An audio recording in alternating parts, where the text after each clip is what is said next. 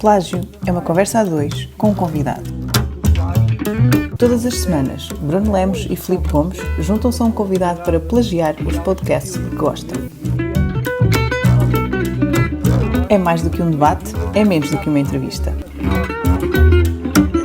É uma conversa com contraditório em que, no fim, todas as opiniões interessam. É um debate em que nunca ninguém perde, porque todos têm razão. Ouça e subscreva o podcast nas plataformas habituais. Boa noite a todos, bem-vindos a mais um episódio do Plágio, nesta segunda série. Hoje, e tal como sempre, com uma convidada muito especial, especialíssima mesmo, diria, a nossa querida Helena Rocha. Bem-vinda e muito obrigado por ter aceitado o nosso convite, sobretudo uns dias depois de mais um grande êxito, não é? Olha, eu agradeço imenso, eu é que tenho a agradecer que me tenham convidado. O grande êxito foi um espetáculo modesto, simples, que deu muito trabalho, como podem calcular, mas que, como não se podem fazer omeletes sem ovos, não é? Claro. E eu andei à procura de ovos desde o início da pandemia para fazer esta omelete. Foi o que pôde ser feito, não podia ter sido melhor. E o grupo que eu escolhi realmente foi fantástico, porque na Marinha Grande há pessoas com muito talento e eu tenho aqui duas à minha frente, não é? Tem dias. É um engraçado, orgulho, é um orgulho. É engraçado que uma das pessoas que nos habitualmente segue, e que também vai aqui pondo alguns comentários, o Dr. Rui Rodrigues da Vieira, foi ver o espetáculo na sexta-feira e até pôs umas fotografias, fez uma publicação no Facebook, onde dizia que quais amadores, quais que autênticos profissionais. Bem, a nível de capacidade, eu estou de acordo com ele. Nós temos aqui pessoas com capacidades fantásticas para teatro. Só que o teatro tem muito que se lhe diga. Não é apenas o talento que é necessário, nem sequer o gosto, mas há toda uma ética por trás, que isso tem que se aprender numa escola qualquer, como tudo na vida, não é? Pode-se aprender, dizem os profissionais, que o teatro aprende-se em cima das tábuas, ou seja, no palco. É verdade, isso é a parte prática, não é? Mas tens o meu caso, por exemplo, que eu não tenho formação nenhuma em teatro, digo formação teórica, porque a formação prática, felizmente, tenho. E bastante. E dada pelo melhor homem de teatro que Portugal já teve. E que por acaso também se chama Filipe, não é? Filipe, exatamente. Por coincidência, é do nome, isto é do nome. É um orgulho para os Filipes todos, caramba. É sim, senhora. Mas é um homem realmente, como encenador, nunca conheci melhor, e considero que é difícil encontrar, até mesmo a nível de Europa. E não podia ter tido melhor aprendizagem, porque eu bebi todos os ensinamentos que ele me quis dar, e tornámos-nos amigos. Estamos há 25 anos a trabalhar juntos, e o trabalhar juntos ali no Politeama são 14 horas por dia, sem nenhum dia de folga. E não há atrasos, e não há faltas aos ensaios, e não há indisciplina de espécie nenhuma. E então, o Filipe Laféria, quando me encontrou, gostou de mim e do entusiasmo que eu transmitia pelo teatro, e então aliou tudo aquilo que ele sabe que é, àquilo que eu não sabia e que não era. E então... pensou assim, penso eu que ele pensou isto. Esta fulana é professora há 36 anos, há 30 e tal anos. Portanto, ela está habituadíssima, primeiro, a lidar com jovens, em segundo, a manter a disciplina, porque eu sempre fui um bocado disciplinadora, vocês sabem, o Filipe foi meu aluno, não sei se o Bruno foi. Bruno. Então, olha, tenho aqui dois alunos que sabem como é que eu era. E o Filipe Laféria precisava de uma pessoa ali no teatro que fosse também disciplinadora, porque uma companhia de teatro de Filipe Laféria não são estas 18 pessoas que eu pus ali em palco esta semana. São 180, 190, 230. É outra escala, não é? E são pessoas que vão desde os 5, 6 anos de idade até 80. São pessoas com mentalidades completamente distintas, são pessoas com idades completamente distintas e são pessoas que estão no teatro pelas mais diversas razões e que receberam as mais diferentes educações. Portanto, é preciso saber gerir aquilo tudo de maneira a que um espetáculo daquele género, que é um espetáculo profissional de grande gabarito, que é o que o Filipe Laféria faz, exige que... Olha, eu dou-vos um exemplo. O musical Amália, eu fiz 816 espetáculos. 816 vezes fizemos aquele espetáculo. Ora, depois veio o My Fair Lady com 630. Depois veio a Música no Coração com 280. Quer dizer, imaginas que há ali milhares e milhares de noites de teatro, não é? Milhares. Inclusivamente o Filipe Laféria, por vezes ao sábado, chega a ter 5 espetáculos por dia. Todos diferentes, percebes? De maneira que estás a ver, para manter o nível de um espetáculo 600 vezes, sem que nunca perca a qualidade da primeira sessão, não é fácil. Porque os materiais vão se deteriorando, as pessoas vão sem querer, vão se, como é que eu ia dizer, vão fazendo daquilo uma coisa tão óbvia e tão vulgar e tão repetida que acaba por ir perdendo o entusiasmo do primeiro dia. E eu, como diretora de cena, que sempre fui lá, também, além de outras coisas, eu era responsável por manter os espetáculos todos com o nível da primeira sessão, sempre. E se acontecesse qualquer imprevisto, que aconteceram muitos, uns bons e outros maus, infelizmente, eu tinha a responsabilidade de repor as coisas de modo a que o público não se apercebesse e que o espetáculo não perdesse o seu nível. E isto sem a presença do patrão. Eu estive muito tempo a dirigir aquilo tudo sem ele estar presente, responsável por tudo. Há uma senhora aqui da Marinha Grande, uma grande amiga minha e vossa, provavelmente, que está neste momento a trabalhar também lá com o Filipe, na companhia, que tem um valor extraordinário, não no campo de artístico, porque não é isso que ela está lá a fazer. Ela é a diretora de produção do Teatro Politeama, que é uma coisa que eu não queria por dinheiro nenhum. Estamos a falar da Irene. É a Irene de Sousa, e fui eu que a pus lá. O Filipe estava aflito, precisava de uma pessoa com as características dela, e calhou. Eu nessa altura tinha estado aqui na Marinha a passar o fim de semana e tinha jantado com ela na véspera, e como a conheço também já há muitos anos e sei que as qualidades de chefia que ela tem, que ela é uma líder, não é? Eu disse ao Filipe, melhor que esta senhora acabou de se retirar da sua profissão habitual, foi uma mulher que geriu empresas na Marinha Grande, com muitos homens, com muitos trabalhadores e tal, impôs-se sempre e é uma pessoa que toda a gente respeita e aceita e tal. E ele disse-me, então, olha, telefone lá, faz favor para ela, a perguntar se ela quer vir para Lisboa. E eu disse, está bem, eu vou telefonar, mas a casa dela é na Marinha Grande, ela não tem casa aqui em Lisboa. Telefone lá, faz favor. Porque o Filipe, quando quer uma coisa, é para ontem. Não é para amanhã, é para ontem. Agarrei no telefone. Irene está interessada em vir trabalhar ao Teatro para Lisboa? Mas claro que sim. Mas não tinha casa. Eu digo, mas eu tenho, fica na minha casa. Eu não tinha casa, a casa não era minha, era emprestada por uma amiga. E assim foi. Ela ficou comigo uns tempos até arranjar a sua própria habitação e ainda hoje lá está. O Filipe disse-me, ainda outro dia me disse, e diz-me muitas vezes, esta senhora foi a melhor coisa que você podia ter arranjado na vida.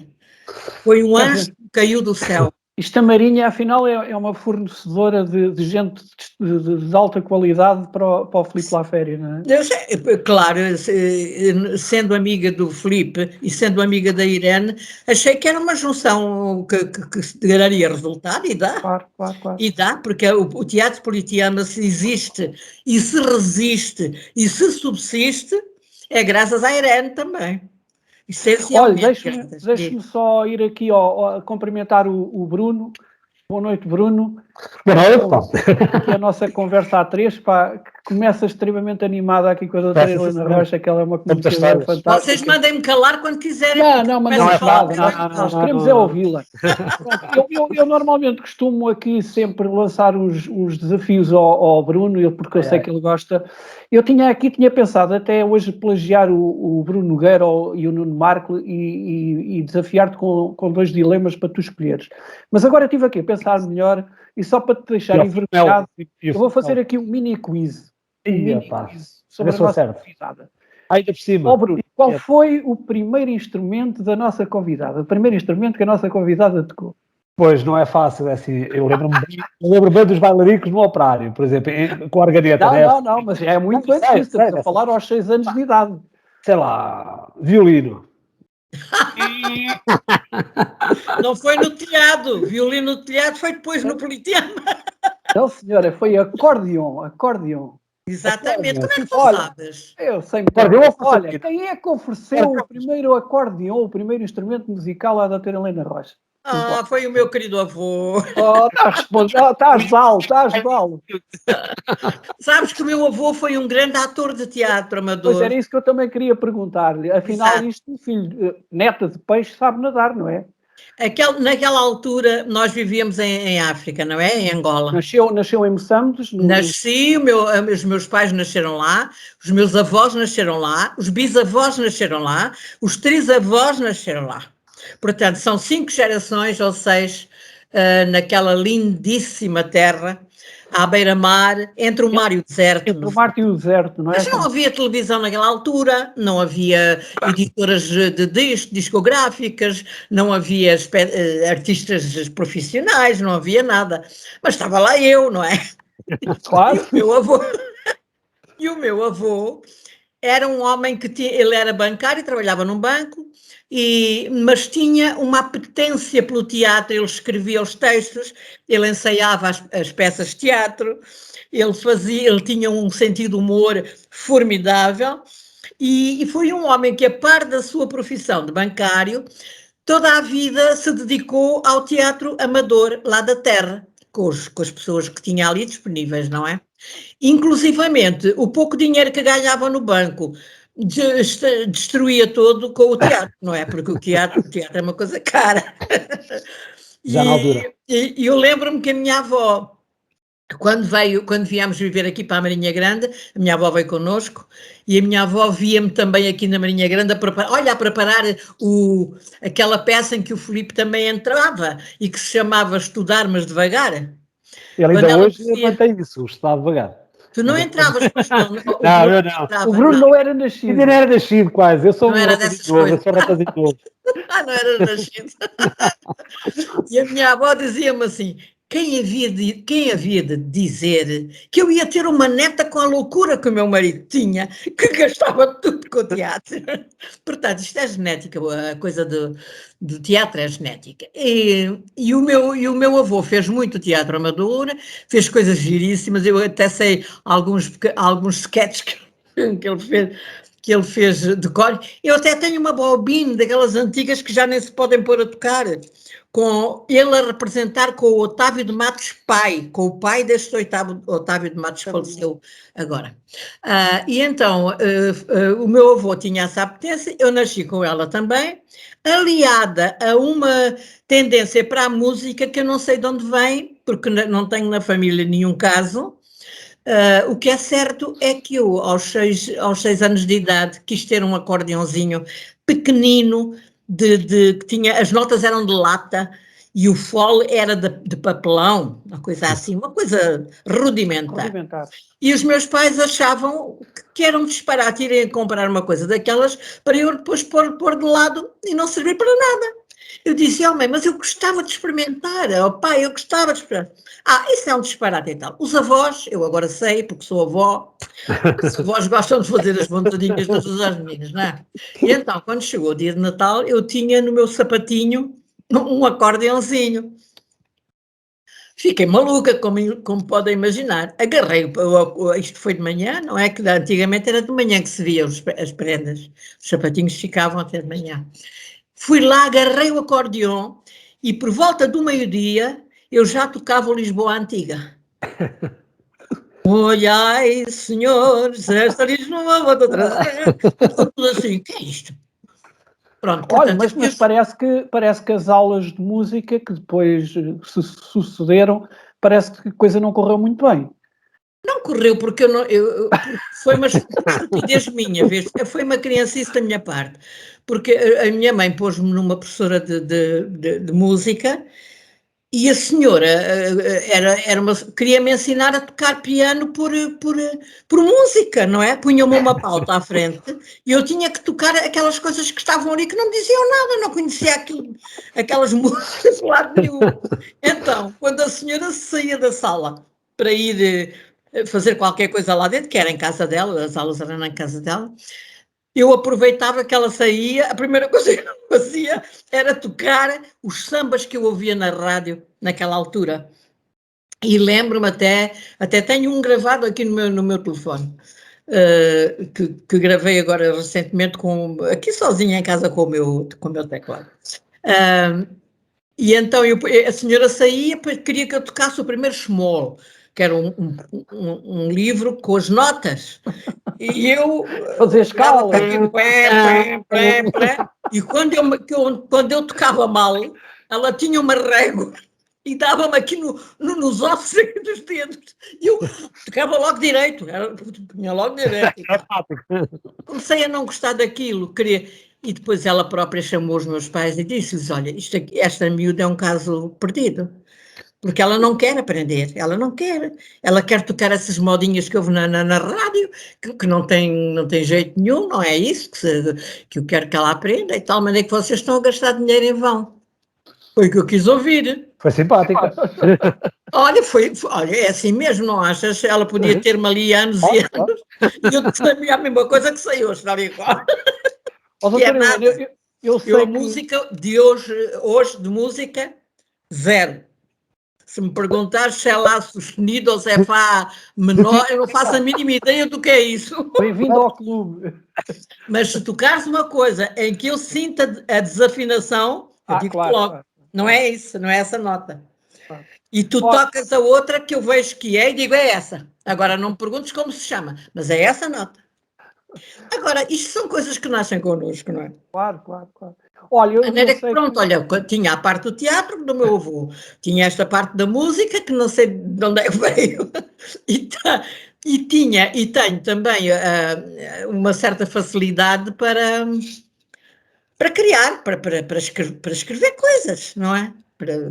Isto é quase como aos filhos, quer dizer, nós perguntarmos o que é que gosta mais, se calhar é um bocado redundante, não é? Quer dizer, se é a escrita, se é a interpretação, se é a canção, a interpretação ou o teatro, estava-me a referir ao teatro concretamente. Quer dizer, olha, isto acaba por ser...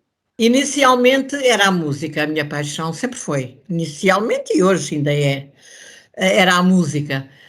Eu não vivo sem música, em todas as fases da minha vida, boas e más, foi a música que me valeu sempre, sempre. Eu lembro-me que estava à espera de um filho, ia nascer naquela noite o filho, eu estava cheia de dores, e para conseguir aguentar as dores até à hora própria, eu sentei-me no piano que tinha em casa e pus-me a cantar e a tocar. No meio do parto, a parteira virava-se de costas para ir preparar os aparelhos para me fazer o parto, e eu cantava de lá, triste madragoa, depois era ai. E ela dizia-me assim, é a primeira vez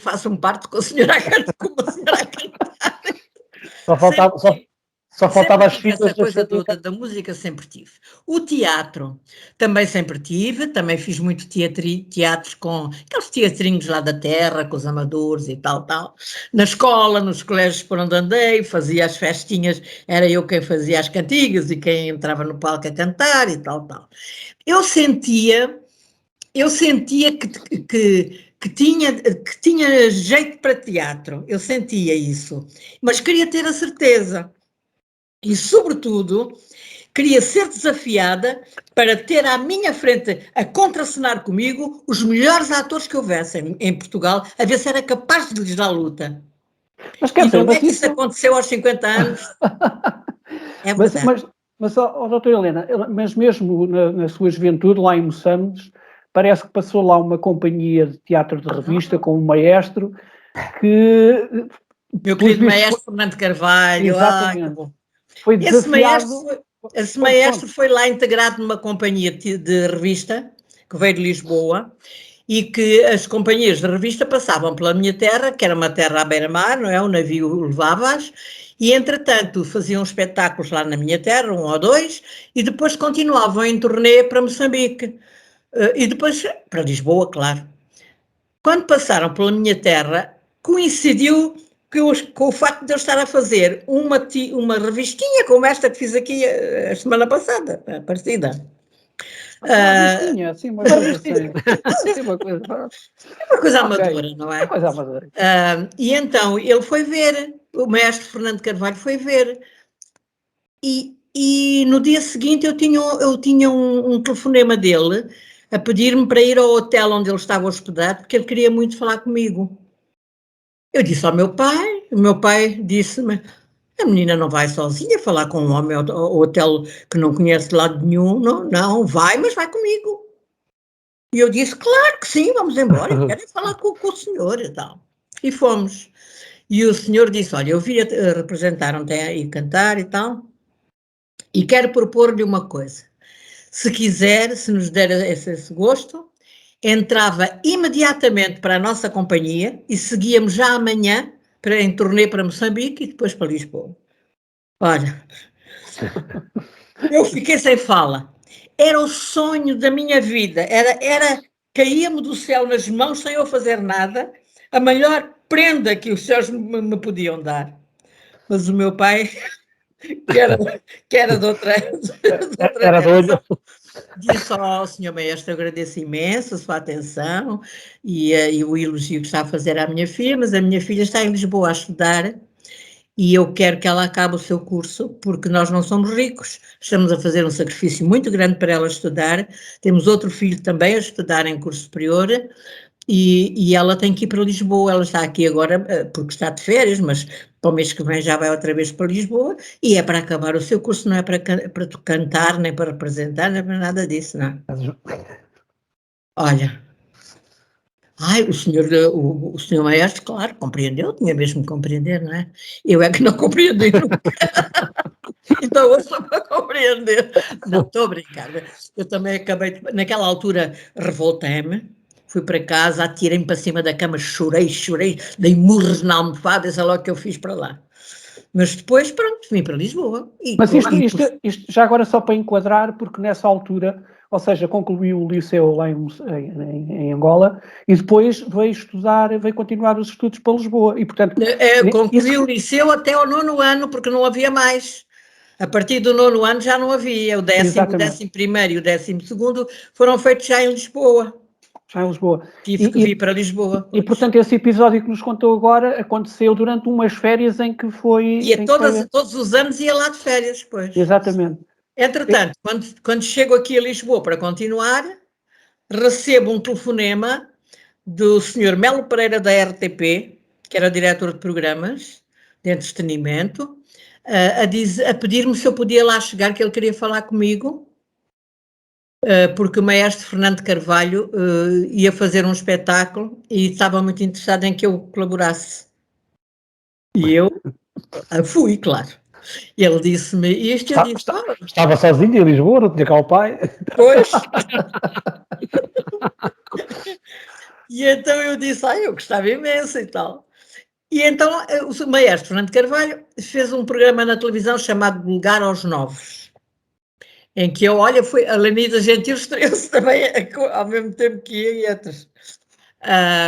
Eu entrei nesse espetáculo, nesse programa, e pronto, e vim-me embora muito contente, foi uma coisa, um sonho já realizado e tal. Passados o quê? Tem 5, 6 dias, telefona-me novamente da televisão, o Sr. Melo Pereira, e diz-me assim, Helena, já pode aqui chegar, faz favor, queria falar consigo. Fui lá, e ele mostrou-me um monte de envelopes com cartas, naquela altura era tudo com cartas, não é? Não havia mails. um monte assim de cartas. Diz-me assim, está a ver aquela montanha de cartas que ali está? Tu, sabe o que é aquilo? Não, não sei. São as pessoas a pedir para você voltar. Eu disse, a sério, Samuel? É verdade, Helena. Eu fiquei assim e ele disse-me, agora olhe, eu vou-lhe dizer uma coisa porque eu gosto muito de si e sou mais velho e já tenho mais experiência. Eu era estudante de engenharia e fiquei apaixonado pela televisão. Larguei o curso a meio e vim para a televisão. Hoje estou arrependidíssimo. Já várias vezes torci a orelha e não deitei sangue, como se costuma dizer. De maneira que você vai para casa, vai pensar maduramente, está a tirar o seu curso, a vida artística é uma coisa que vai afastar do curso, vai ficar sem tempo para nada. Não sei até que ponto terminará o curso, de maneira que isto exige uma reflexão muito grande da sua parte. Vai para casa e daqui a 2 ou 3 dias telefona-me a dizer o que é que resolveu. Porque se decidir continuar, o seu curso vai agora, vai à vida. Se decidir ficar por aqui, pronto, fica por aqui, tira o seu curso e daqui a um ano ou 2 já ninguém se lembra que você existiu e você segue a sua vida. E eu disse, olha, Sr. Melo Pereira, o que me está a pedir para fazer em 2 dias, eu ando a pensar nisso desde que nasci. Portanto, eu posso lhe dar a resposta daqui a 2 dias, se quiser, mas posso lhe dar já, que é a mesma, tal e qual. Eu quero continuar. Mas veja bem o que é que vai fazer. Eu quero continuar sem Melo Pereira. O homem que havia de fazer disse, esta miúda é louca, mas pronto. E assim foi. Eu disse que queria continuar, então não apareceu logo um espetáculo no Pavilhão dos Desportos, com a Madalena Iglesias, com a Simone, com esse pessoal todo, Calvário e tal. Lá fui eu. Nesse espetáculo, quando acabei o espetáculo, aparece-me o Henrique Mendes com um contrato da Valentim de Carvalho para gravar e aparece-me um convite para ir cantar a Paris, ao Teatro Maurice Chevalier. Um dos grandes sonhos da minha vida, entre outros, era ir a Paris. Era conhecer Paris. Isso estava a acontecer muito rápido, não é? Tudo, estava a acontecer tudo o que eu em queria. Catadupa, não é? Só tinha um problema, era menor e não podia sair do país sem licença do pai e da mãe. Problema. Não havia telefonemas, não havia, era tudo por telegramas. Telegramas, exatamente. Naquela altura. De maneira que eles disseram, olha, para você ir a Paris, entrar neste espetáculo, com o Carlos do Carmo, com a Helena Tavares, com a mãe da Helena Tavares, com, sei lá, com o Artur Agostinho, esse pessoal todo.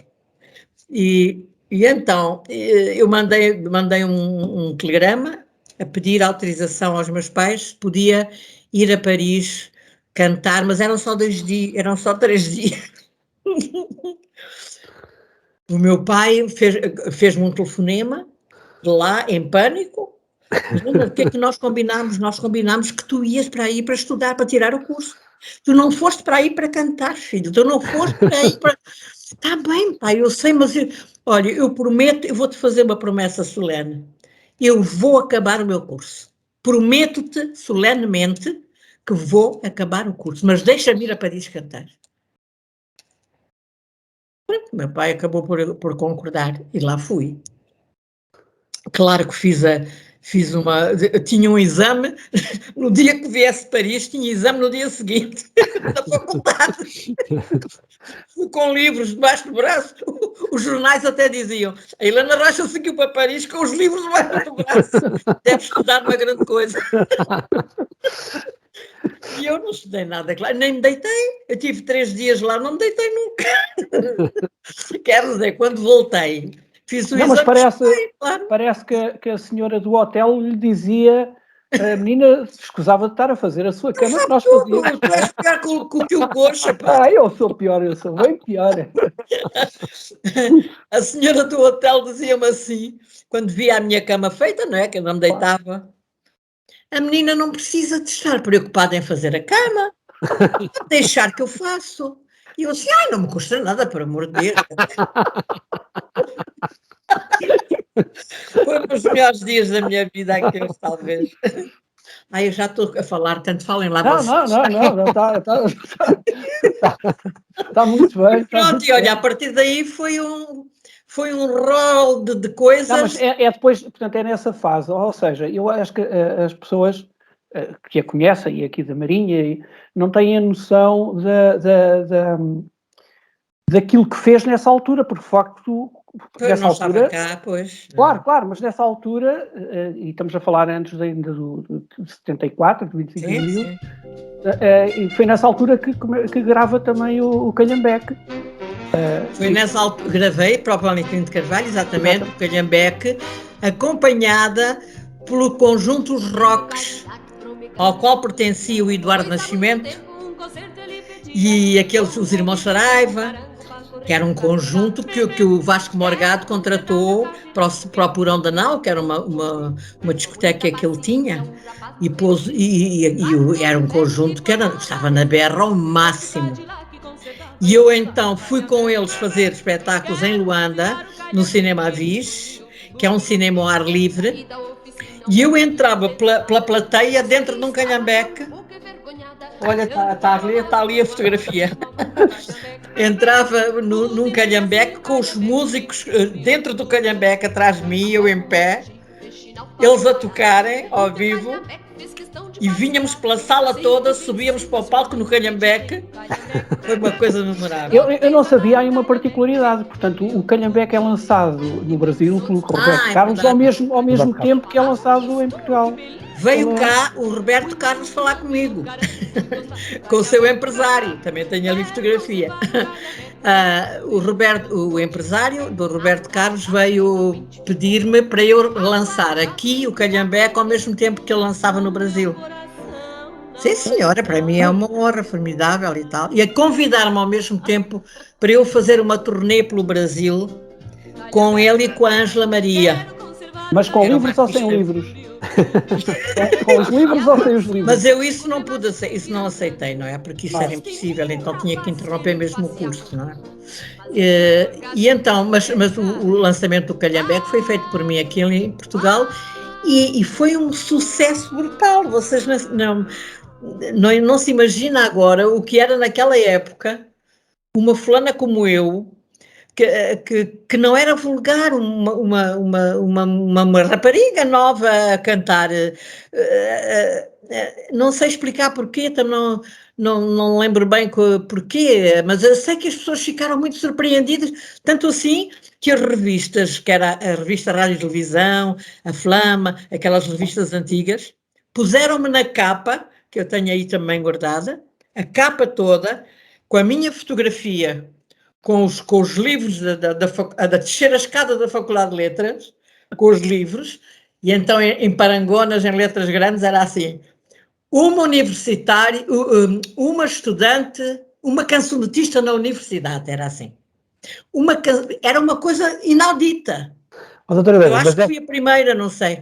Mas eu, por acaso, eu fui recuperar algumas dessas músicas que já estão disponíveis no YouTube, e havia ali uma característica muito própria nas músicas que lá estão, que é também alguma à vontade a cantar e alguma teatralidade. Assim, aquilo era muito... Não é aquele cantar... Eu ainda hoje canto assim, eu não sei cantar de outra maneira. Eu ainda hoje não sei cantar de outra maneira. E acho que essa é provavelmente essa característica que diferenciou na altura, não sei, mas foi isso que incorporei. Eu quando estou no palco, e agora que estou a fazer estas pecinhas com pessoas aqui da Marinha, que algumas nunca pisaram o palco, foi a primeira vez agora, outras já tinham pisado como fadistas ou como sabem que os fadistas ficam parados, não é? Fecham os olhos e cantam.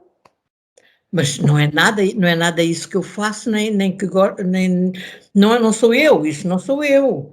E então expliquei-lhes, agora como eu era a encenadora, era eu que tinha que explicar. Não sou encenadora, mas o pouco que sei quero transmitir também aos outros, não é? Claro. E então tive-lhes a dizer, olha filhos, vocês estão habituados a ser fadistas, a cantar o fado. Isto aqui não é um espetáculo de fados, isto é teatro. Portanto, vocês, em vez de ficarem enrolados num chairo, para já não há chairos nenhuns. Vocês têm que ter os braços soltos, têm que ter o corpo todo solto, vocês têm que cantar com o corpo todo. E, sobretudo, têm que olhar para o público. Eu, quando estou no palco, eu tenho que ver a cara das pessoas a olhar para mim e eu tenho que olhar para a cara delas. Eu não posso estar num mundo imaginário, de olhos fechados, a dizer coisas abstratas, que as pessoas não sabem se eu estou a sentir ou não. Eu sinto na medida em que eles me transmitem também um sentimento qualquer. E ainda hoje penso que vou ser sempre assim, até ao fim. Cada um é como é. Não sei fazer de outra maneira, não é? E faz bem. O gesto faz parte de mim em tudo o que digo e faço. Portanto, acho que isto também o teatro é isso, não é? O teatro também é linguagem gestual. Claro. Até se pode fazer teatro sem falar, não é? Claro. Eu fiz uma peça aqui no Politeama que se chamava, até fui eu que a traduzi também, que se chamava A Minha Tia e Eu, que foi fabulosa, foi das coisas que mais gozo me deram a traduzir. Essa peça foi feita em França, foi feita em Inglaterra também, e quem ganhou o Oscar da melhor atriz da peça em Inglaterra e em França foi uma senhora, uma atriz, que não dizia uma palavra na peça toda. Estava deitada numa cama, o sobrinho andava à volta da cama a fazer várias coisas e a dizer várias coisas e tal, é uma história muito interessante, e ela a fazer-se de demente, a fazer-se de que estava a morrer, mas não estava nada, estava ali, não dizer, quando ela olhava para ele, quando ele olhava para ela, perdão, ela fazia-se de moribunda, praticamente. Quando ele saía, ela saltava da cama. E esta senhora, a única palavra que disse em toda a peça foi Feliz Natal. No dia de Natal, virou-se para o rapaz e disse Feliz Natal. E deu-lhe a camisola de lã que ela andava a fazer há não sei quantos meses. Ofereceu-lhe a camisola. Ganhou o Oscar da melhor interpretação. Portanto, tudo isto é ser ator, não é? Claro que sim. Olha, mas só para avançarmos aqui um bocadinho, antes de irmos às nossas irritações, portanto, esta passagem pelo mundo do showbiz, como se dizia antigamente, quer dizer, acaba depois por ser interrompida, de facto, pela promessa que tinha feito ao seu pai de concluir o curso. E, portanto, concluiu o curso. Eu penso que também há muita gente que não sabe que depois prosseguiu os seus estudos em Inglaterra e que foi bolseira da Gulbenkian, não é? Sim. Quero falar um bocadinho sobre isso. Olha, Ou seja, entrou numa nova vida e acabou por ficar para trás aquilo que era a grande paixão, não é? Porque eu acho que isto também dá para perceber muito bem quando fala que depois aos 50 anos volta a ressuscitar. Porque vivi uma guerra, que é uma coisa que vocês, graças a Deus, não sabem o que é, Deus queira que nunca saibam, mas eu vivi uma guerra, perdi um país que eu considerava o meu país, fui arrancada pela raiz da terra que eu pertencia, que eu me sentia ligada, não é? E fui transferida para um sítio que eu nunca tinha visto na minha vida, nem sabia que existia Marinha Grande. Não sabia sequer. Mas isto era a propósito tu estavas-me a perguntar, porque eu depois comprometi que tirava o curso e tal, e tirei. Assim que comecei a ganhar dinheiro a cantar, mandei dizer aos meus pais, a partir de agora não me mandem mais mesada, porque eu já ganho dinheiro para cantar. e para estudar. Portanto, deixem-me fazer o curso à minha maneira, à minha vontade, mas eu acabo o curso. Vocês estão dispensados das melhoradas. E assim foi.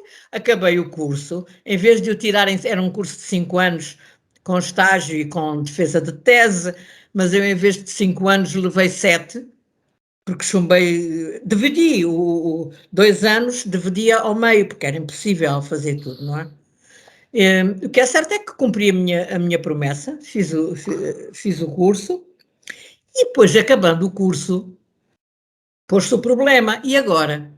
Tirei este curso para quê? Para meter numa gaveta? Vou-me pôr a cantar, e se não tiver êxito, um dia que queira ser professora, tenho 40 e tal anos, já não posso entrar para a função pública, porque só admitiam pessoas na função pública até uma determinada idade.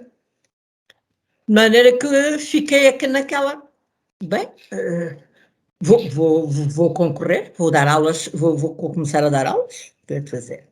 Ao mesmo tempo, aconteceu-me o que acontece a muito boa gente, que é apaixonar-se, não é? Faz parte. Que as pessoas sabem que é assim, mas não têm emenda. Ninguém é perfeito. E é bem feita. Não, e ninguém é perfeito, não é? Então, tinha namorado, não é? Pensávamos em casar, e era outro impedimento. Uma pessoa casada a cantar de noite, a ir para o estrangeiro, coisa, e depois querem ter filhos, não é? E depois os filhos, e depois as aulas, e quer dizer, já era muita coisa que eu não sabia como gerir.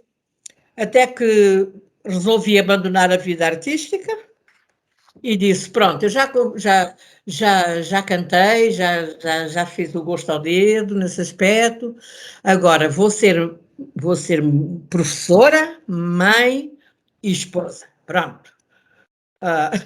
E assim foi.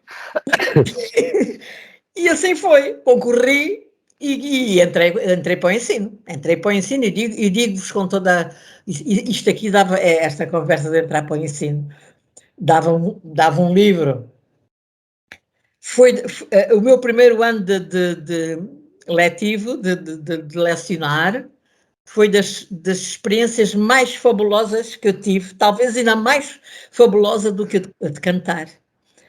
Porque eu tive uma empatia tão grande pelos meus alunos e eles por mim, mas uma paixão, uma coisa... Eu tenho ali cartas escritas por eles, eu recebo ainda hoje da América, de todo o lado, cartas com coisas tão bonitas.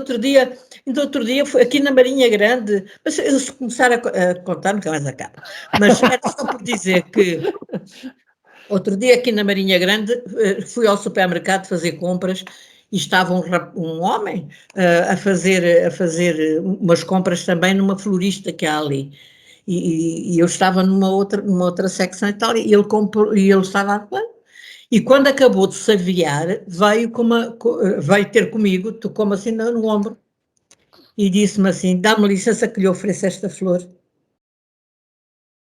E eu olhei, não conhecia. Disse, mas porquê que me quer oferecer a flor? Diz ele assim, porque a senhora foi minha professora e eu nunca mais a esqueci na minha vida.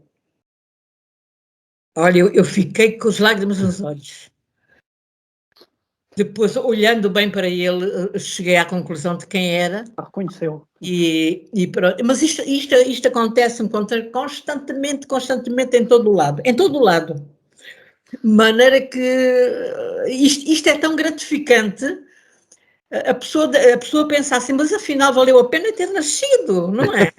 Claro. Porque fiz o gosto a mim própria, mas também dei gosto a outras pessoas. Claro. Fiz outras pessoas felizes também, isto é fantástico, não é? Sem querer, não tive nunca essa pretensão. Criou-se uma ligação tão grande entre professor-alunos, alunos-professor e tal, que depois esses alunos mais tarde, alguns foram muito felizes na vida, outros foram muito infelizes, outros foram pessoas com grande valor, com grande inteligência, que é o vosso caso, de que me orgulho muito. Mas também tive outros que sofreram muito. E acabei por ter que... Cheguei a fazer viagens sozinha no carro para ir para terras aqui em Portugal, distantes daqui, porque eu sabia que estavam lá uma aluna a passar mal com filhos que não tinha dinheiro, quase não tinham para comer. E eu levava daqui a comida, as roupas das minhas filhas que já não lhes serviam, os sapatos, os brinquedos, e ia lá constantemente para ajudar, quer dizer, criaram-se laços fantásticos, não é? E depois, entretanto, deu-se a guerra, eu estava a dizer, portanto, casei, comecei a minha atividade letiva lá em Angola, nasceu-me a primeira filha, depois em Angola nasceu uma segunda filha, e pouco depois de ter nascido a segunda filha, arrebentou a guerra. E então eu estava a dar aulas no liceu, e entraram-me guerrilheiros pela sala dentro de metralhadora a apontarem para mim. De maneira que houve, pronto, foi o caos. E então o que toda a gente pensou logo foi ir-se embora para não morrer, não é? Claro. De maneira que eu disse, olha, os senhores, faz favor, se quiserem vir aqui para matar alguém, matem-me a mim. Não apontem a metralhadora às crianças que estão aqui na sala. Isso não se faz. Ai, não, nós não viemos fazer-lhe mal, pelo contrário, viemos dizer-lhe que não pensa em ir embora, porque nós precisamos muito de ti aqui. Eu disse, sim, precisamos sim. Mal sabiam eles que eu já tinha o bilhete na carteira para me ir embora. Eu disse, está bem, eu não vou embora. Queria lá ficar naquela altura, não é? Doutora Helena, se calhar, diga. Acabei por me vir embora. Foi um problema que não vale a pena estar a contar o que é que se passou, o que é que passei, o que é que todos passámos, os que viemos.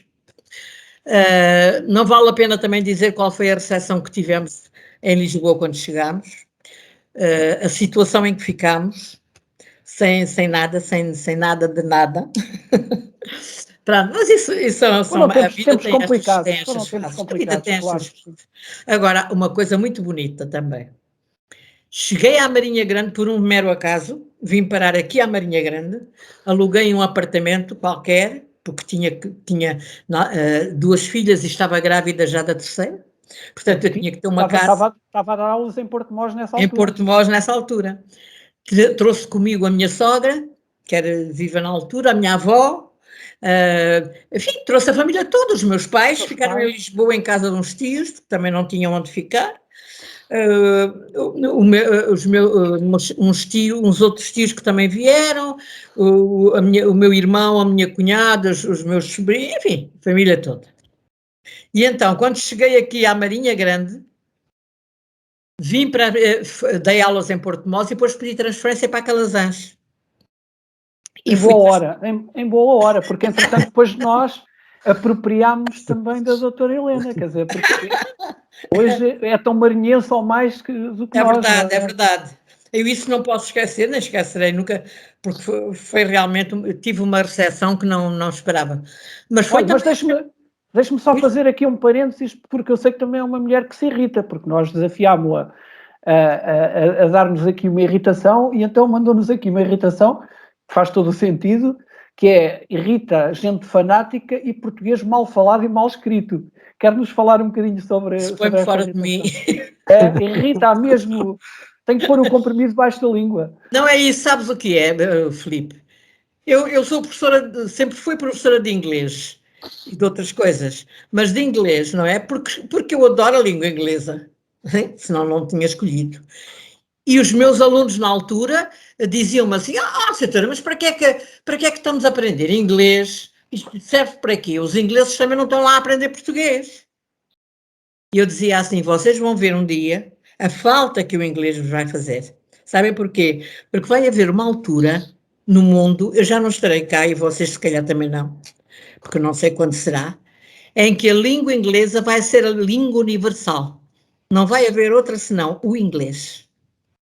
Daqui a muito tempo, mas é isto que vai acontecer. Entretanto, como houve aquela coisa da CEE, ainda mais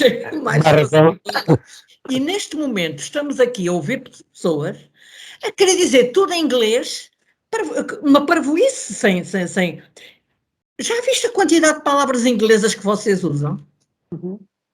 Aliás, eu quando convidei a doutora Helena, falei-lhe em podcast e eu telefonei logo às minhas filhas, o que é isso de podcast? O que é isso?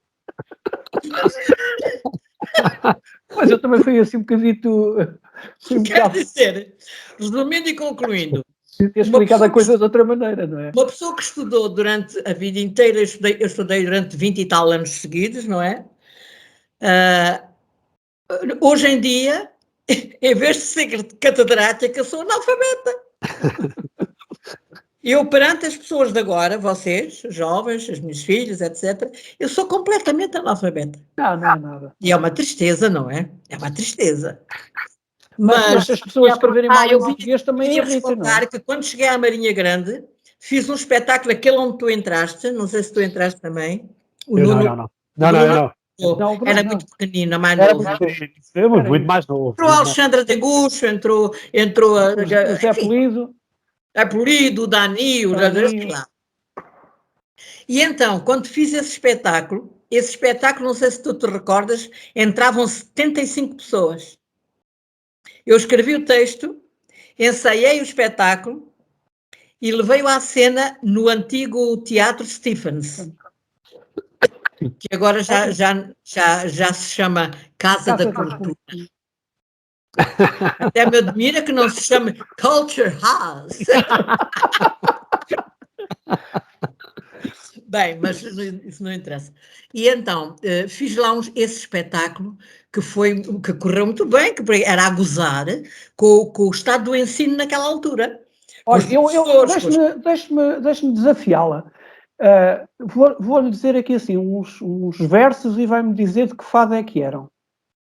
No conforto pobrezinho desta escola reina sempre a confusão. Com caricas e papéis joga-se à bola e há beatas pelo chão. Lembra-se disto?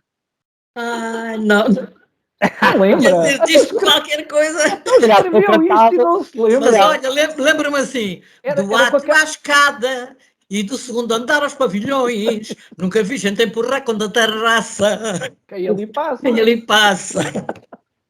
Os encontrões são dados com ordem de respeito, são nas costas, são nos braços, são no peito. Que figurões! É verdade, livros perfeitos. Mas era para cantá-lo, se calhar outra vez recordava-se, agora se calhar livro é mais difícil. Lembro-me muito bem. Era do conforto pobrezinho desta escola, reina sempre a confusão. Com caricas e papéis joga-se a bola e há beatas pelo chão. E por aí fora. E depois aqui também o facto de vocês terem fixado significa que vos deu prazer, não é? Claro que sim. E a Luísa, não sejas francesa, com toda a certeza, não vais ser feliz.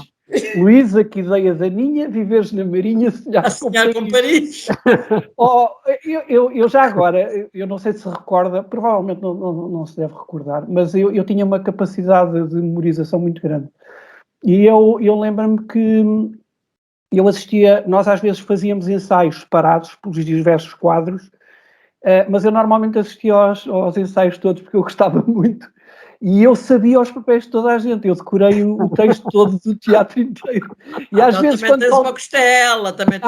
quando faltava alguém, a doutora Helena chamava-me que era para eu substituir só no ensaio. Pronto. É verdade. Entrava o Mário Laranjo, o saudoso Mário Laranjo. E depois, eu, através desse espetáculo, é que eu fiquei a conhecer pessoas que eu não conhecia ninguém da Marinha Grande. Porquê? Porque os vossos pais, que eram encarregados de educação naquela altura, eram os encarregados de educação, os pais, os professores, os familiares todos, ficaram com muito carinho por mim e ofereceram-me no final uma prenda, uma jarra muito bonita com a minha cara que o mestre Libano talhou em cristal. E Não se recorda, isso foi num jantar no Caravela, ali na... exatamente. E então, a partir daí eu comecei a ter amigos na Marinha Grande de um momento para o outro, de tal maneira que quando começaram a perceber que eu tocava, entre aspas, ainda hoje não estou, mas que eu mexia no teclado e cantava ao mesmo tempo e tal, e fazíamos festas em casa de pessoas aqui da Marinha Grande, que me convidavam a mim e ao marido e à família para jantares, para almoços, para festas, de coisas, para animar a malta, para tocar aquelas, qualquer coisa, não é? E então eu ia com muito prazer, porque eu não tinha nada, não tinha um órgão em casa, não tinha nada, nem o frigorífico que tinha, nem quase fogão para cozer, quanto mais o órgão. E um belo dia, no Natal, eu vou às compras à praça, e quando chego à minha casa, encontrei o meu marido com mais 5 senhores aqui da Marinha. E eu fiquei muito surpreendida, há tantas visitas e tal, não sei o quê. E quando olhei na minha sala, quando olhei assim para um canto, vi um órgão eletrónico, daqueles móvel, tipo móvel mesmo, pesadão. E o que é que eu pensei? Um deles trouxe de casa e vai-me pedir para eu cantar lá qualquer coisa. E disse, tenho aqui o órgão e não sei o quê. E quando me aproximo do órgão tinha um cartão a dizer assim: Feliz Natal, um presente de um grupo de amigos da Marinha Grande. Olha, eu tive um ataque de choro tão grande. Chorava o meu marido, chorava eu, chorava tudo. É porque isto não existe. Eu ainda hoje, quando conto isto a alguém que não seja cá da Marinha, as pessoas não acreditam. Pensam que eu estou já com Alzheimer. E isto aconteceu tal e qual como eu vos estou a contar. Ora, isto é incrível. Uma terra que faz isto tem que ficar no nosso coração. É impossível que não fique, não é? Claro que sim. E ainda há dias, 2 semanas ou 3, apareceram aqui 2 pessoas da minha terra, 2 jornalistas da minha terra, a entrevistar-me para a televisão da África e não sei o quê, e depois no final convidaram-me se eu não quereria voltar para a minha terra para ser professora de arte dramática para os jovens de lá, porque havia muita gente com jeito para teatro e para cantar, mas sem ninguém que os dirija, que lhes ensine como é que se deve fazer. E eu disse, olha, não, eu agradeço imenso tudo, mas não vou. E eles perguntaram-me assim, então, não tem saudades da sua terra? Eu disse, tenho, por isso é que não vou. Claro. Doutora Helena, deixe-me ir aqui só ao Bruno, que ele parece que também está irritado com qualquer coisa. Eu não percebi muito bem qual é. Está irritado porque eu não me calo. Não, claro. Ele diz, a mesma receita para diferentes doenças. Bruno, diz lá, também já começas a ter alguma idade, também já começas a queixar-te do braço e da perna e do joelho. Não sou desses. Não, mas começa aí, aquela coisa típica aquela partilha de receitas, às vezes até de mesinhas para doenças idênticas. Tipo, dá-me o peito, tenho aqui uma comichão, eu também já tive, estou para esta pomada, e às vezes são razões diferentes, são coisas diferentes. E isto de uma forma muito resumida, até porque estamos a ouvir a doutora Ana e tem sido muito interessante, também não quero ocupar aqui muito tempo, mas faz-me... E isto acontece também nas empresas, muitas vezes, ou seja, as empresas estão com problemas que não faturam, e depois ouvem que a outra arranjou um vendedor, ou fez um site, ou fez um Facebook, uma coisa qualquer, e fazem a mesma coisa, às vezes aquilo não bate certo. E eu ontem não, na segunda-feira, é terrível. Na segunda-feira estive sentadinho ao sofá com as pipocas à espera do novo canal, do fantástico novo canal da CNN, Portugal. E de alguma forma entusiasmado, porque eu acompanho minimamente as redes sociais, o Twitter e tal, e tem sido uma comunicação incrível, com muita força, com muito entusiasmo. E a primeira coisa que me aparece é uma reportagem entrevista com a Rosa Grilo dos ricos, né? Me irritou muito, porque É a mesma receita, pá. É igual, quer dizer, Aliás, a única coisa que eu fiquei satisfeito foi pensar assim, o Frederico, a partir de agora, o nosso amigo Frederico, foi o primeiro convidado do primeiro plágio, agora tem aqui um problema, porque não sabe qual das CMTVs é cá de ver. Se é CMTV verdadeira ou se é CMTV, CNN, Portugal. Epá, e pronto, isto irritou-me bastante porque eu estava com uma expectativa muito alta, porque efetivamente os canais de notícias ainda são dos poucos que eu vejo, e estava com alguma expectativa positiva, portanto, e já vi algo que vem, portanto não há de mudar muito nos próximos tempos, e a minha irritação é esta, pá, esta Não aposta. sei se a doutora Helena ouviu esta entrevista que o Bruno está a falar com o João Rendeiro, o foragido do... Bem, isso é de um ridículo que nem tem Eu não sei se não se sentiu ofendido. Eu senti um bocadinho ofendido com a forma como o senhor nos trata, Mas, no fundo. Isso é uma coisa que ofende as pessoas sérias, não é? Que ofende as pessoas bem intencionadas. E que devia ofender, não sei se ofende também, quem governa o país, não é? Porque aquele senhor está a brincar com todos nós. Claro, Está a brincar com os dirigentes, está a brincar sobretudo com o povo, não é? E como ele, vão seguir-se muitos, atenção, porque este país está a saque há muito tempo, não é de agora. Está a saque positivamente, e nós estamos a assistir e a bater palmas. Estamos todos a bater palmas. Pois é o dia das eleições, vamos outra vez bater palmas. E a coisa não tem parança. Porque quando uma pessoa se deixa corromper uma vez, aquilo torna-se um vício. E o país depois começa a ser caracterizado por aquela situação. E começa a ser a República das Bananas, não é? Que é o que está a ser agora. Este senhor rendeiro, eu até já estive a pensar nesta palavra rendeiro, era gira para fazer um sketch para a revista. Mas, doutor Helena, ele estava-se a queixar que não conseguia competir com as cadelinhas da esposa, porque a esposa não seguiu com ele porque tinha 3 cadelinhas que gosta muito delas. Eu, por acaso, até fiquei assim a pensar, já que ele deu descaminho àqueles quadros que tinham sido...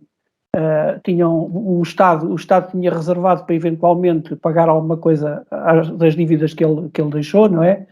E ele, portanto, pelos vistos, deu descaminho, acho que a expressão técnica é mesmo esta, deu descaminho aos quadros. Eu pensei assim, até o Estado não pode dar descaminho às cadelas, pelo menos para infligir ali algum sofrimento daquela malta. Olha o pano.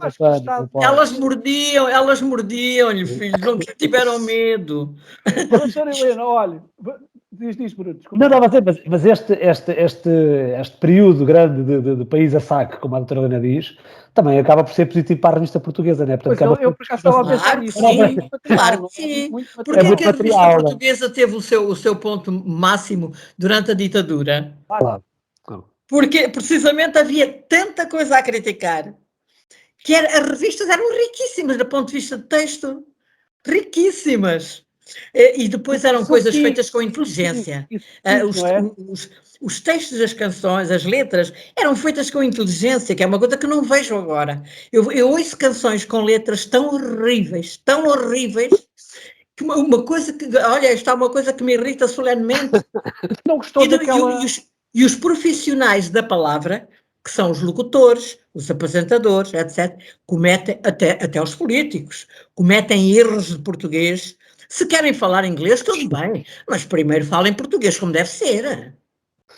Que é uma coisa que me revolta profundamente. Mas é todos os dias. Eles estão a falar, por exemplo, o pretérito perfeito dos verbos em português, desapareceu. Eles dizem assim, olha, anteontem ganhamos 3-0. A semana passada ganhamos não sei o quê. Então, o que é que foram fazer a Inglaterra? Olha, no primeiro dia visitamos o palácio, quer dizer, os visitamos, já não existe. Ganhamos. Eu por acaso noto isso, sobretudo nas pessoas do Norte. Virou presente, ganhamos, visitamos, não sei o quê. Opa, por amor de santa. É a nossa língua. Eu não sou purista. Eu admiro, eu sei que as línguas são entidades vivas, que estão em constante mutação e têm que estar mesmo, têm que se alterar, porque nós não falamos como falava o Garrett ou outro qualquer naquela altura, não é? A língua vai evoluindo e tem regras de evolução, não é a maluca. Há regras da linguística que são interessantíssimas. Agora, erros é uma coisa e neologismos é outra. Mas agora usam-se erros em tudo, até na publicidade, em tudo. Homens que tinham a obrigação de dar o exemplo porque são profissionais da palavra. Os jovens estão a ouvi-lo, os próprios professores. Há professores que dão erros crassos a falar. Não é? E isto irrita-me porque eu faço fiz sempre um esforço toda a vida para que a língua portuguesa fosse bem falada e bem escrita. E outro dia, até um movimento que surgiu agora contra o acordo ortográfico, ao qual eu aderi, o próprio senhor, que eu não sei quem é, que estava a corrigir um erro de português, estava a dar outro erro. Eu estava a dar outro erro, filho. Porque não me recordo qual era a palavra, mas era já sei, requer. Ele estava a explicar à pessoa que errou que não sei o quê, esta palavra requer, R-E, que de coisa, U-E-R. Está errado. Tem um E no fim. Requer. Porquê? Porque não é do verbo querer, não é do verbo querer, é do verbo requerer, que faz o presente. Eu requeiro, não é eu requero. Estás a perceber? Mas isto é primordial. E este senhor, penso eu, que era um homem formado em linguística, penso eu, pois se ele estava a ensinar como é que se dizia. Eu até comentei. Graças a Deus não me responderam nada. Não mandavam. Pois, isso é outro perigo. Olha, uma mulher da cultura só podia escolher este pelouro, não é? O pelouro do teatro, música, dança e poesia. Era. A poesia para mim é uma coisa muito, muito, muito importante, porque tem regras, como tudo na vida tem regras, e as letras das canções têm que dizer qualquer coisa, mas dentro da métrica certa e da rima certa. Percebem? Porque ainda há bocadinho recebi aqui no meu telefone um poema cómico alusivo à pandemia que estamos a viver, e o poema até é engraçado, porque é a partir de um poema de Camões. Só que o poema de Camões tinha a métrica certinha e a rima, e este não tem. Está engraçado, a ideia é engraçada, mas aquilo não tem. É mal construído. Do ponto de vista da construção verbal e da coisa, não presta. Isto é uma coisa que. Mas diga-me uma coisa, esta sua escolha, que é óbvia, não é? Quer dizer, isto também, de facto, a cultura no nosso país, de uma forma geral, não falando em particular na Marinha, mas quer dizer, no país em geral, quando se gasta tão pouco, não é? E quando se deixa sempre para trás, como se fosse uma coisa menor, estas questões do teatro, da música, da dança, da poesia, quer dizer, isto depois tem consequências péssimas em todos nós, quer dizer, na formação das pessoas, no tipo de cidadãos que nós somos, não é? Exatamente. Podia-se e devia-se fazer muito mais, que no fundo era isto que eu queria perguntar. Porque os jovens gostam todos de música, não é? Natural. Cada um no seu género, gostam de música e aprendem facilmente através da música. Se derem atenção à letra, e se a letra lhe disser alguma coisa, eles vão fixá-la, vão aliar a música à letra e nasce uma canção, não é? E essa canção, olha, tu estavas a dizer há bocadinho, aquelas canções do nosso espetáculo, conta as sílabas métricas que eu lá fiz e tu não vais... Aquilo bate tudo certinho, direitinho. E assim fixa-se. Agora, um jovem que se põe a ouvir Quando ela está de vestidinha, parece mesmo uma princesinha. O átrio da escada, para não sei, o átrio da escada, O outra vez, reininho já está com as de orelhas novo a outra arder. vez, de novo outra... Opa, por amor da santa. O reininho já está com as... Então, e a do telemóvel, gosta? O quê, filho? Aquela do telemóvel, do Festival da Canção, essa não gosta. Ah!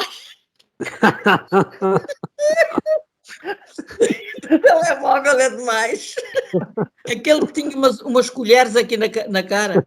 Exatamente. Com Enfim, nanozinhos. olha, é assim a vida. Ó Bruno, queres partilhar connosco o teu pelouro da criatividade? Nossa, eu vou tentar ser mais resumido. Sim, rápido. Depois eu queria dizer só uma coisinha de nada. Não, mas ainda vai dizer muita coisa. Mas quero ouvir a tua Não, eu vou tentar ser resumido. Eu tinha escolhido o pelouro da criatividade porque ultimamente nós estamos agora a comemorar, entre aspas, mais ou menos 30 dias da posse deste novo executivo aqui na Câmara da Marinha Grande. É o chamado, é o período do bolo, não é? Quando se costumava dizer no casamento, não é? Ou cheira a bolo, é o que se costuma dizer. Mas o que é certo é que isto, para o bom e para o mal, ainda se nota muito o nervosismo da campanha. Mas eu até vou pegar aqui na parte positiva da coisa, ou seja, houve um envolvimento muito grande de muita gente na campanha, o que é bom, portanto, porque não foi só os partidos, foi também os movimentos, portanto, isso faz com que mais gente se envolvesse. E ainda se sente muito as pessoas atentas, disponíveis, de espera, a dar ideias, a dar projetos, a dar coisas, e eu acho que isso é positivo. Portanto, e aqui, o sentido do meu pelouro da criatividade é em dois sentidos. O primeiro tem a ver com conseguir fazer com que estas pessoas mantenham esta dinâmica, esta participação ativa, portanto, não é fácil. Portanto, ser criativo para que isto seja possível não é nada fácil. E o outro é que a Câmara depois tenha a capacidade de fazer sempre um bocadinho mais e um bocadinho diferente do que aquilo que é o normal. E eu recordo aqui, na altura, penso que nós estávamos a entrevistar, estávamos a conversar com a Ana Paula André, na altura, num dos primeiros plágios, e penso que foi com ela. Minha aluna também. E estávamos a falar aqui da diferença do investimento de 1 milhão de euros no patinódromo ou 1 milhão de euros numa estrutura de futebol. E na altura falámos nesta questão, que é, eu se investir 1 milhão de euros no patinódromo, eu tenho a melhor estrutura, ou uma das melhores estruturas da Península Ibérica. Portanto, eu sou o diferenciador, sou um dos melhores, portanto, e tenho aqui um destaque. Se eu puser 1 milhão de euros num estádio de futebol ou numa estrutura de futebol, eu sou um dos 500 melhores, portanto, porque há muitos mais, a investir muito mais que eu. Portanto, e aquilo que eu gostava, se me atribuísse um pelouro da Câmara, era ser criativo deste ponto de vista, ou seja, é ouvir as pessoas, mas ter a capacidade de fazer coisas que efetivamente façam a diferença. E é um desafio grande, acho que é um desafio grande que este executivo tem. Doutora Helena, já agora a propósito disto, eu tenho falado muitas vezes nesta questão, isto é uma opinião muito pessoal, mas eu achava que a nossa Casa da Cultura, que eu gosto mais de chamar o Teatro Stephens e continuar a chamar Teatro Stephens, eu achava interessante que, até como forma de... como uma espécie de uma âncora para aquele espaço, que houvesse ali um grupo residente, fosse ele de dança, teatro ou outro qualquer.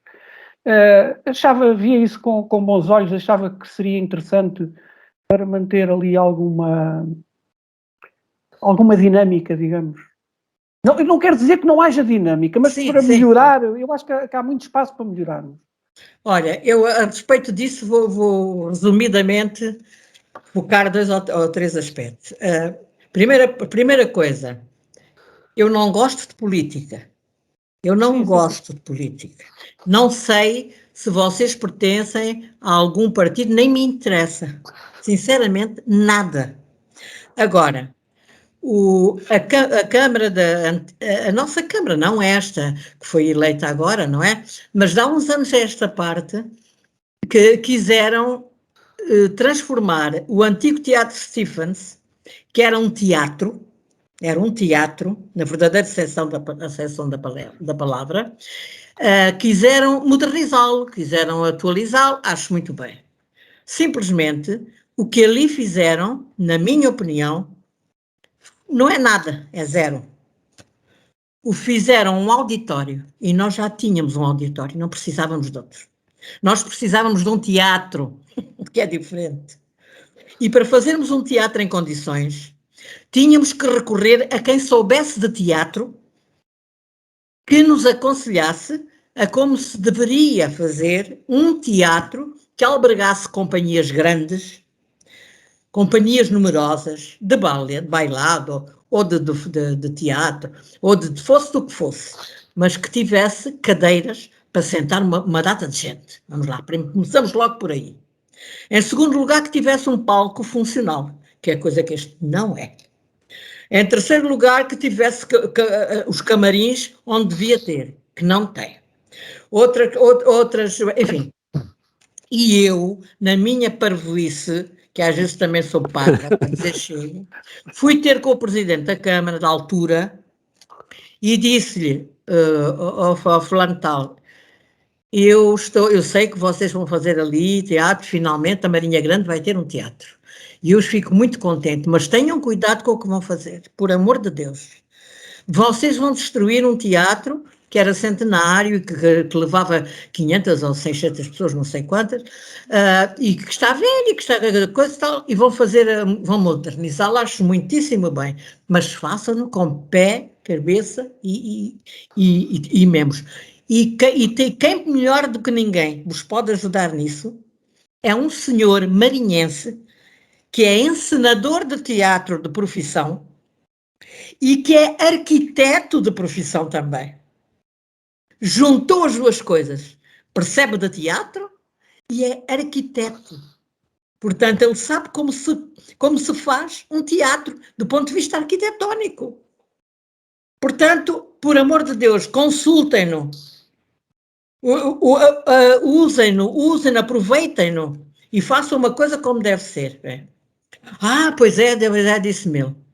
Mandou para a minha casa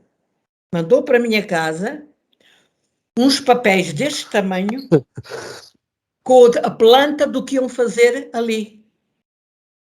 E eu telefonei e disse, olha, eu não sou arquiteta. Eu estou a olhar para estes papéis como um burro olha para o Palácio de Buckingham. Eu não sei se isto está bem ou se está mal. Assim, à primeira vista, parece-me que a sala é muito pequenina e que há um espaço muito grande antes da sala, que vai ser um museu e vai ser um não sei o quê, mas aquilo tudo tinha que ser aproveitado para lugares na sala. Não era para ter um grande átrio ou um grande coisa, isso não interessa nada. E vejam, por amor de Deus, tornei a falar, falem com o senhor arquiteto Norberto Barroca. E fiquei descansada, devolvi aquilo e tal. Fiquei a pensar, pronto, eles agora vão... Agora é como isto. Quando eu vejo aquilo, ele ia-me dando uma coisa. Portanto, o que é que eu quero? Outra coisa. Aquilo que o Filipe disse e que está cheio de razão, está ligado com um outro sonho que eu tenho, e que é um pelouro, como vocês chamam, aqui da Marinha Grande, que é o seguinte. A Marinha Grande, a meu ver, do ponto de vista artístico, está dividida em células, em pequenas células. A Marinha Grande não tem extensão territorial para ter de 10 ou 20 ou 30, 60 células, creio eu que tem. E então, essas células têm, do ponto de vista de teatro, grupo de teatro de Picassinos, grupo de teatro de Casal Galego, grupo de teatro do Sport Operário, grupo de teatro do Império, grupo de teatro, são 60. Da Vieira. Ou da Vieira, ou da não sei quê, da Moita e de não sei quê. Isto assim é impossível fazer-se um núcleo cultural como deve ser. A Marinha Grande tem que ter uma companhia de teatro e cultura, como lhe queiram chamar, da Marinha Grande. Deixem lá ser de Picassinos, se aquela mora em Picassinos, se a outra agora mudou-se para Casal Galego, ou se a outra foi para... Isso não interessa. Aproveitem os artistas, porque nós temos artistas. Mas há umas, entre aspas, umas rivalidades e umas coisas que não fazem sentido. Não fazem sentido. E vocês viram bem, eu agora neste teatro que fiz, pus ali pessoas que eram de outro lado qualquer, de outros bairros, ou de outras coletividades, ou qualquer coisa, ou sócios de outras coisas. Vamos juntar-nos. A união faz a força, não é? Claro. Mas isto do ponto de vista do desporto dá a mesma coisa. Porque eu jogo. Esse é do Marinhense. Esse joga no Marinhense. O outro joga. Não. O pai dele. O pai dele não era do Marinhense, era do não sei, Lisboa Marinha, ou não sei o quê. Não acho. Eu não sei se eu posso estar a ver mal o assunto.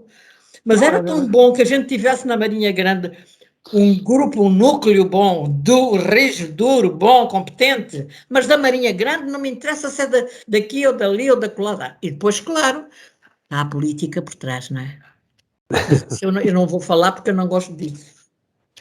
Isso põe-me fora de mim. Isso. E é mais do que irritante. É mais da irritação. Olha, eu tinha guardado aqui esta parte final da nossa conversa, que isto está a passar rapidíssimo. E as coisas são como são, mas eu tinha reservado aqui esta parte final para nós falarmos um bocadinho sobre este voltar ao mundo do espetáculo, precisamente aos 50 anos, e tudo começou um bocadinho antes disso, ainda com aquelas participações nos concursos de televisão. E é engraçado que eu não tinha essa percepção. Aliás, há várias coisas que eu, quando fiz este profundo trabalho para me preparar para o programa de hoje, não é? Houve várias coisas que eu nunca me tinha apercebido e que fiquei a pensar nelas e que fazem todo o sentido. Uma delas foi essa questão do estudar mais devagar, que foi, digamos, a porta que fez com que as pessoas da Marinha conhecessem a Helena Rocha, porque até então não a conheciam. Eu era miúdo na altura e, portanto, nunca tive essa percepção. Eu sempre pensei que a doutora Helena Rocha era uma pessoa extremamente, toda a gente a conhecia, mas quer dizer, o ponto de viragem foi precisamente esse, e eu confesso que nunca me tinha percebido. E a outra questão tem a ver com esta entrada nos concursos, em que eu achei extremamente interessante que foi a forma que encontrou de voltar a um espaço que já tinha, no fundo, frequentado, naquela altura em que gravou e em que fazia esses espetáculos, ou seja, essa aproximação por via dos concursos à televisão e alguma visibilidade e eventualmente a chegar mais longe, que foi, no fundo, aquilo que aconteceu. Eu achei isso. Quando foi da guerra que vim para cá... Sim. Desculpa, deixa-me dizer só uma coisa. Eu nos concursos só lamento uma coisa, é que, pelos vistos, a doutora Helena Rocha ganhou até mais do que um carro, e um deles foi o que substituiu o velho Carocha, porque eu tenho muitas saudades do velho Carocha, que eu andei nele. Eu cheguei aí para os ensaios e para aqui, para ali. O ex-libris. Mas olha, sabes porquê que eu larguei o Carocha? Porque um belo dia fui abrir a porta e fiquei com ela na mão. Palavra de ordem. Cheguei a um ponto que eu disse, isto é demais. Já não dá. Mas eu ia-te dizer, quando eu vim de Angola, já depois de ter as filhas e isso tudo, eu entrei numa espécie de depressão, não diria, mas entrei numa grande tristeza, porque não percebia bem, não me sentia bem, não estava feliz. E uma das razões porque eu não estava feliz eram as saudades que eu tinha das cantorias e da música, etc. E então foi graças aqui na Marinha Grande ao grupo de músicos que havia, e que graças a Deus ainda há alguns, infelizmente houve um que faleceu a semana passada, Sim. mas foi graças ao grupo que eu formei para me acompanhar, e andei a cantar nas discotecas, com o Jorge Humberto, com não sei o que. Eu queria, a viva força, aparecer na televisão, mas não é fácil. Não era fácil nessa altura. E então, com o Jorge Humberto, criámos umas coisitas para ir fazer à televisão, começámos a ganhar aquela gente toda, profissionais e tudo que lá estavam. E então eu digo assim, mas espera lá, então... Até que depois, através do João Portugal, que na altura estava nos Excesso, e o Filipe Laféria fez um casting para... já estou eu com o inglês, o casting, uma audição. Fez uma audição para quem quisesse entrar num grande espetáculo que ele ia fazer. Ou em inglês, uma audition. E então o João Portugal encontrou-me na rua parou o carro, fez-me sinal que queria falar comigo e tal. Depois disse, olha que o Filipe vai fazer uma audição para fazer um grande espetáculo com pessoas e tal. Aquilo é a sua cara, disse-me ele. Aquilo é a sua cara, faça qualquer coisa mais o Mário Laranjo, vocês vão lá fazer e tal. E eu, olha, não sabia, está bem, vou pensar nisso. E fui com o Mário Laranjo. E chegámos a Lisboa e ficámos ali naquela fila de 300 e tal pessoas sentados no chão, à espera da nossa vez. Qual não é o nosso espanto quando ganhamos aquilo, não é? De maneira que o espetáculo que ele foi fazer, que o Filipe Laféria foi fazer, tinha meia dúzia de pessoas e os principais éramos nós, era eu e o Mário.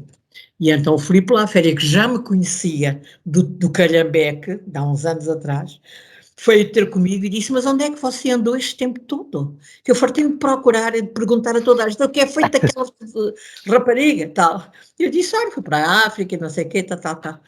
Por amor de Deus, você agora vai entrar já para a semana numa comédia que eu vou fazer para a televisão que se chama O Visão Voador, com o Luís Aleluia, com a Eu Apolónia, com a não sei o quê. E eu disse, Filipe, mas eu dou aulas na Marinha Grande, eu vivo lá, eu não posso... Tenha paciência. Agora já não sai daqui. E nunca mais saí até hoje. E o que eu lutei para conseguir conciliar os estudos e o coisa, o que eu lutei, até fui falar com o ministro. As lágrimas... Eu acho que é importante partilhar essas coisas porque as pessoas às vezes pensam que as coisas não se conquistam. Caem do céu, não é? Caem do céu. E de facto andar durante uma série de anos, não sei se foram 7 ou 8 ou o que é que foram, ou se calhar mais. Andar para trás e para a frente, dar aulas durante a semana e à noite... Olha, andei 8 anos, filho, andei 8 anos a ir todos os dias e voltar de Lisboa, fazer o espetáculo à noite, todas as noites, e dar aulas às 8h30 da manhã na Calazans. 8 anos seguidos, sem uma folga, sem um dia de folga, porque o meu dia de folga do teatro, que era a segunda-feira, era quando eu tinha mais aulas aqui. E quando não tinha aulas aqui, era quando tinha lá. 8 anos sem saber o que era um dia sem trabalhar. Umas férias, nada. Por isso, quando agora eu falo com as minhas netas, com os meus netos, tenho 5, e digo, e tem alguns que têm sonhos também na sua vida, não é? E eu ainda outro dia estava a dizer a uma neta minha, olha filha, eu não tenho moral para te dizer que não sigas por aí, porque eu fiz a mesma coisa. Eu fui contra tudo e contra todos para realizar o meu sonho. E só consegui realizar aos 50 anos. Portanto, se é esse o sonho que tu tens e se é isso que tu queres, e tal, segue. Mas pensa-te sempre numa coisa. Do céu só cai a chuva, mais nada. Os sonhos realizam-se com trabalho, com sofrimento, com esforço, com dedicação, com paciência, com perseverança, que agora diz resiliência. De maneira que a miúda lá está a seguir a vida dela lá com o sonho que tem. E pronto, e é o conselho que eu dou a todos os jovens que puder, é esse. Trabalhem, olha, no Teatro Politeama, se fores lá, está escrito nas paredes todas, por mim, assim, silêncio, respeito, disciplina. 3 palavras. Silêncio, respeito, disciplina. Sem estas 3 coisas, ninguém faz teatro. E aqui, a minha luta aqui é essa. Estão nos bastidores. Ai, minha nossa. Que concentração é que a gente pode ter para entrar num palco e dizer e interpretar um papel. Porque esta coisa de ser ator é uma coisa dolorosa, fisicamente dolorosa. Porquê? Porque nós encarnamos uma coisa que não somos, uma pessoa que não somos, não é? É uma espécie de um exorcismo. Nós saímos de nós próprios, porque estamos condenados desde que nascemos a ter este corpo e a ter esta cara e a ter estas condições, não é? E de repente temos que sair do que somos, sermos outra pessoa, coisa que os que não são atores não sabem o que é, são toda a vida a mesma coisa, nunca passam daquilo, não é? Nós somos aquilo que quisermos, não é? Mas isso é doloroso, porque depois, acabando o espetáculo, volta-se ao seu papel real. É um exorcismo diário. E porquê que os grandes atores, os maiores atores, sabem como é que eles acabaram? Quase todos, esquizofrenia. Esquizofrénicos. Isto leva à loucura. Isto leva à loucura. Isto é muito violento. Uma pessoa não pode estar nos bastidores a dizer: ai, vai cá, viste ontem aquele filme tão giro? Tratando de rir. Olha, tens que entrar agora. E a pessoa não é assim. De maneira que é isto que eu luto para que as pessoas entendam, aquelas que gostam de teatro, que querem fazer qualquer coisinha em teatro, e pronto, e eu eu também fui professora há muitos anos, não é? Fui 36 anos, portanto, criei também este vício de ensinar, não é? A gente não deixamos de ser professores nunca. Um professor é sempre professor, não é? Esse vício e esse gosto, não é? E esse gosto. Olha, eu queria... É assim, olha, eu peço desculpa de ter ocupado Não foi nada. do vosso programa, porque há pessoas muito interessantes também para serem entrevistadas e para ser... Há muita gente aqui na Marinha Grande que merecia estar aqui, onde eu estou, não é? Aqui a dizer a sua justiça, não é? Sim, nós temos procurado trazer as pessoas que conseguimos, obviamente, mas pessoas, e até agora tem-se revelado, quer dizer, para o nosso prazer pessoal, e penso que também conseguimos transmitir um bocadinho disso, do valor das pessoas que temos convidado e de facto de percursos notáveis, como é o caso da doutora Helena Rocha, de quem nós nos apropriamos, que não tendo nascido na Marinha Grande é tão marinhense como nós somos e faz parte do nosso não esquecer a Irene Sousa. Sim, claro que sim, claro que sim. Não esquecer, porque ela não é atriz, mas é tão importante ou mais do que os próprios atores que lá estão. Sim, e ela neste momento continua em Lisboa a trabalhar, não é? Sim, vem cá ao sábado e ao domingo, às vezes, não é sempre. Para os mais novos eu vou só, estamos a falar da mãe do Vasco, do Mania Café. Exatamente. Pronto, para os mais novos, que isto às vezes... É uma pessoa extraordinária, aquele teatro anda ali nos trinques, graças a ela.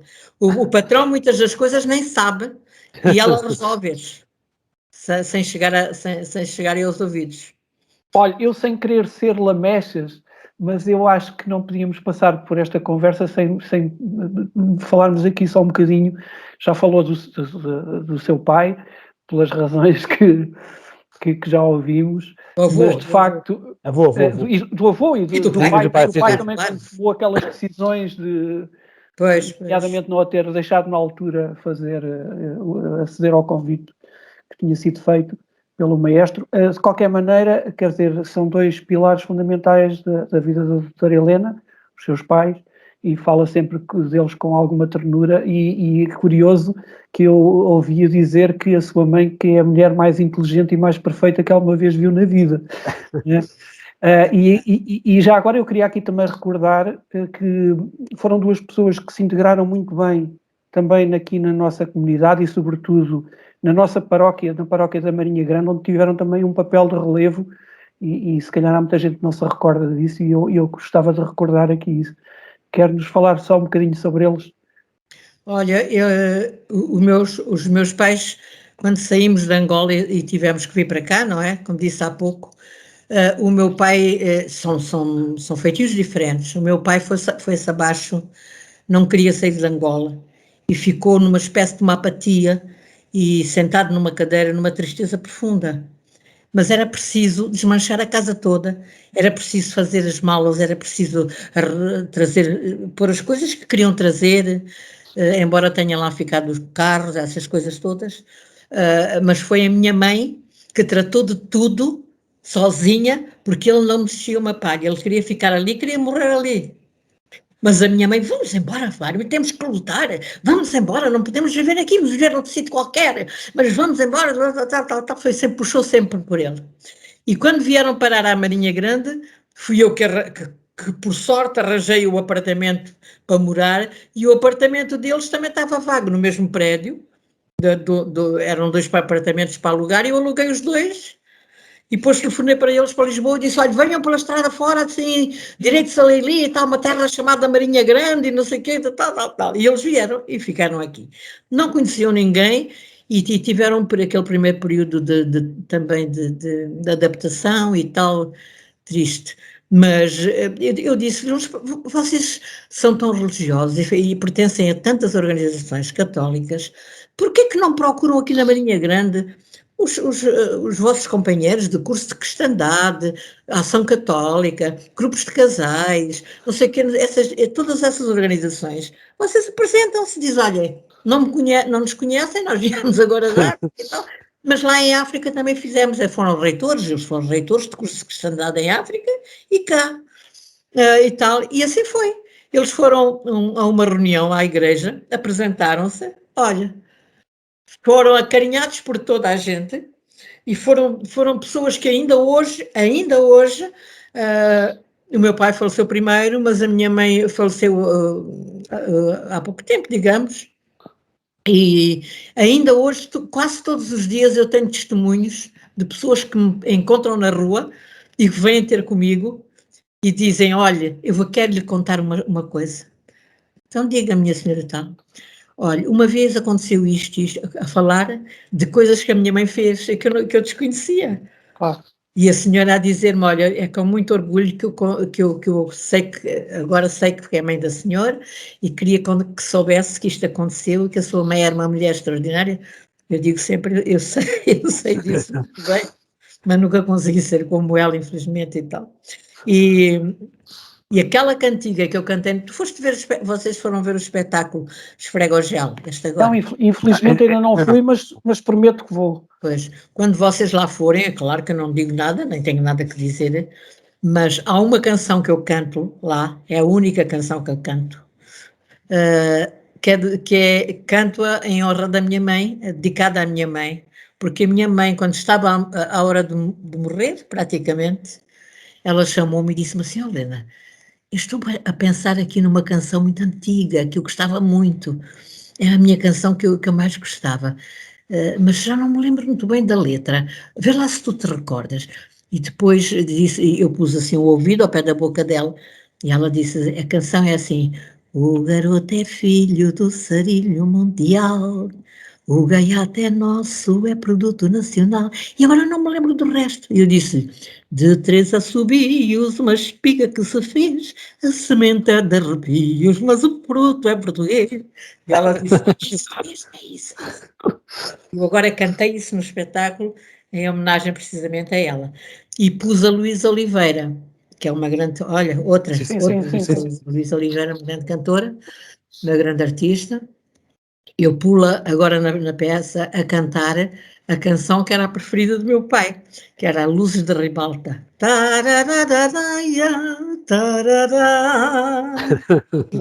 Eu fiz uma letra, claro, diferente. Portanto, são estas pequeninas coisas que eu...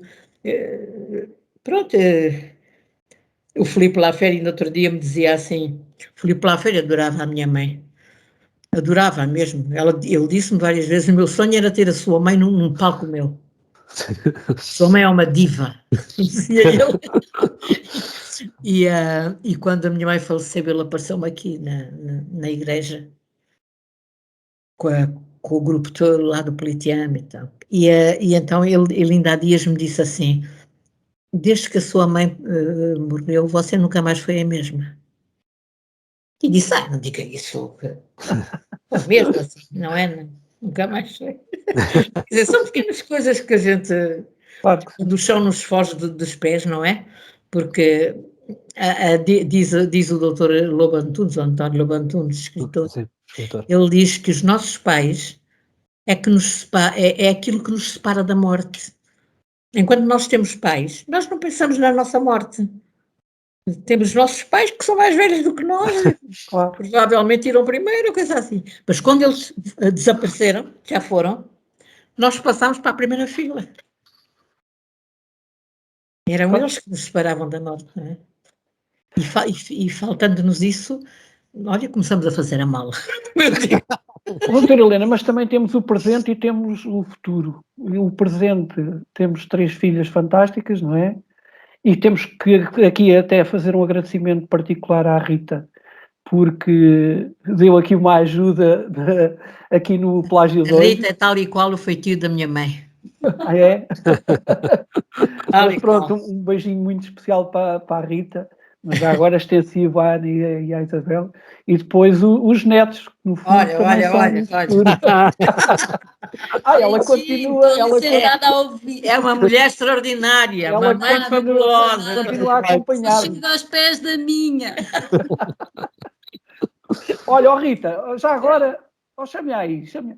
Olha, há assim alguma Eu não história sei engraçada. cantar. Não, eu sei. Há assim alguma história engraçada. Não, mas sabes representar, que eu já te vi representar. Sabe, sim, senhora. Ó, cara Sabe. amiga, isso aí eu já vi. Mas eu não estou a pedir isso. Olha, há assim alguma história engraçada da tua mãe que ela não tenha partilhado connosco. Ela já partilhou tanta, mas de certeza que há aí alguma. Sabes que uma pessoa ser filha da Helena Rocha na Marinha Grande Filha da é Helena uma Rocha, marca. não é? Tu não és a Rita, tu és a Eu não filha sou da a Helena Rita, sou Rocha. a filha da Helena Rocha. Vou à farmácia, vou buscar uns medicamentos, ponho na conta da Helena Rocha. Vou ao café, vai para a conta da Helena Rocha. Ao contrário, eu é que sou a mãe da Rita. Mentira, é um grande orgulho, um orgulho imenso crescer e aprender e viver com o coração cheio, porque esta mulher é uma mulher que nos dá um exemplo gigante e que todos os dias me faz acordar com vontade de ser mulher, de chegar aos pés dela. Olha, e ela é muito resiliente. Em inglês, diz lá isso em inglês. Não faças ideia. Volta e meia telefona-me. Oh mãe, como é que se diz isto assim? Ou assado? Então, Escreve-se com assim ou escreve-se assado? isso é uma grande ajuda.